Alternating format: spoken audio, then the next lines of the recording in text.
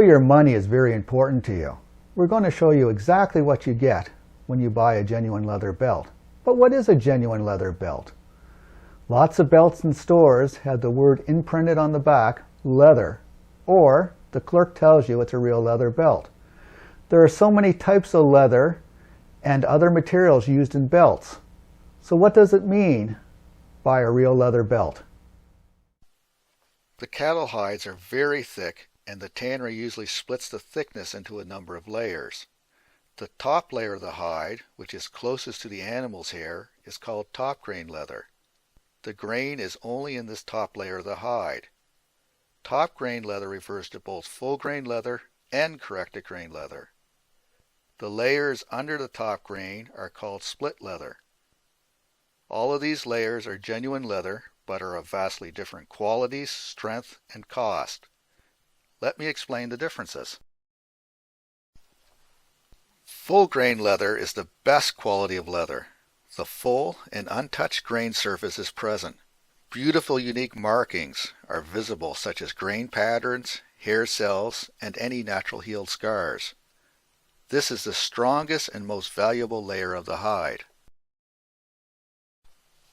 Corrected grain leather is the second best quality leather.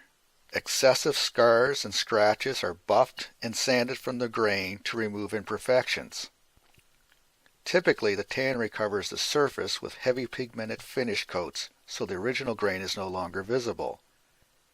This leather is often embossed with a grain to simulate hair cell patterns. Split leather is the third best quality leather. It is often finished and embossed to simulate a top grain leather. However, split leather is not as high a quality and much less expensive. Splits are often used for suede and are not as durable as top grain leather. The further the split is from the top grain layer, the dramatically weaker it becomes.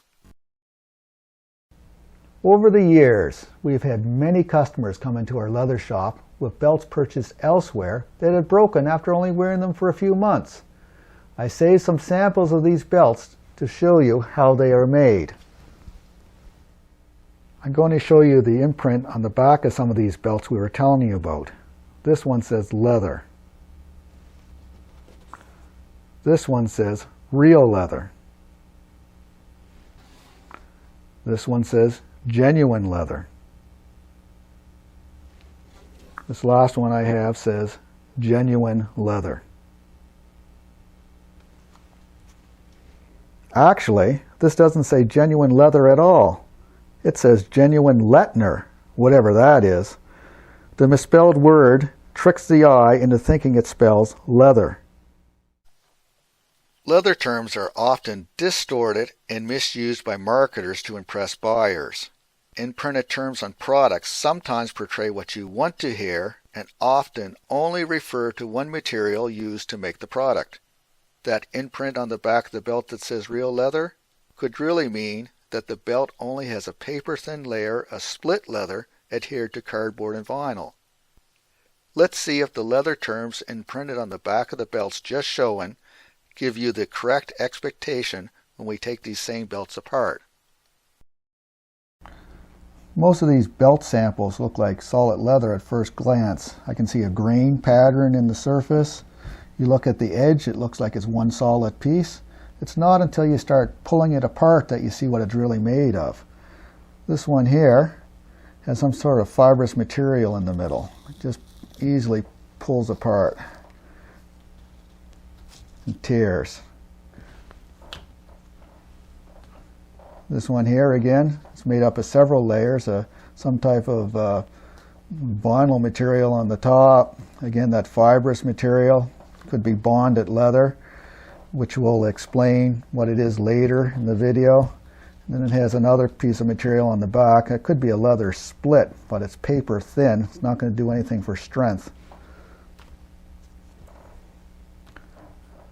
This belt here has a fibrous material in between. This one's even a thinner fibrous material.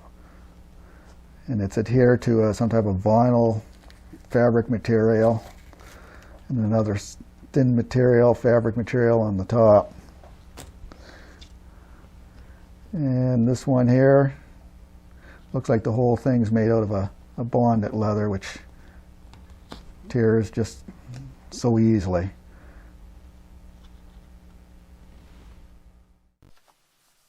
Bonded leather is not genuine leather. Chewed up leather fibers are pasted together to form a manufactured sheet of material. The percentage of leather particles in bonded leather varies greatly between manufacturers. Bonded leather tears easily. It is often imprinted and finished to imitate a top-grain leather. The vast number of belts in stores are made of bonded leather, which is a very cheap quality material. Bonded leather belts break in a short period of time. Here's a belt a customer left behind in her shop after buying one of our solid leather belts. With these cheap quality belts, the first place they start to wear is around the holes. You can see how it starts to pull apart and tear. Once that starts to happen, there's no stopping it. The material starts to separate and it tears like paper. I'm going to show you what we make our solid leather belts from.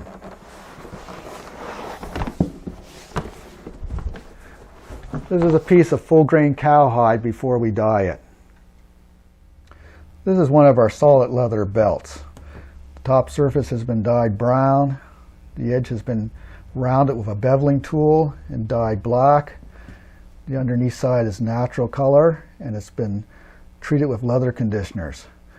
I'm going to cut it in half to show you what it's like inside.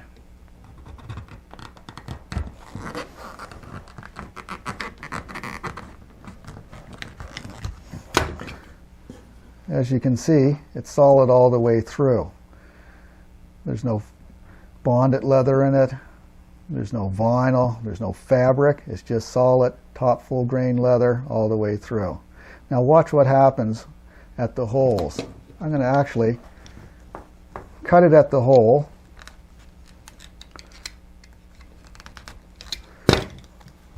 It's cut all the way through.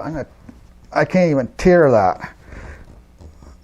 I'm pulling with all my strength. Unlike the other cheap quality belts that we showed you that just tore like paper, this is really strong. I hope this video has been helpful in your search for a quality leather belt, whether you buy from us or elsewhere. Leather artisans that make belts in their leather shop is your best guarantee at obtaining a good quality belt, which is made of full grain cowhide.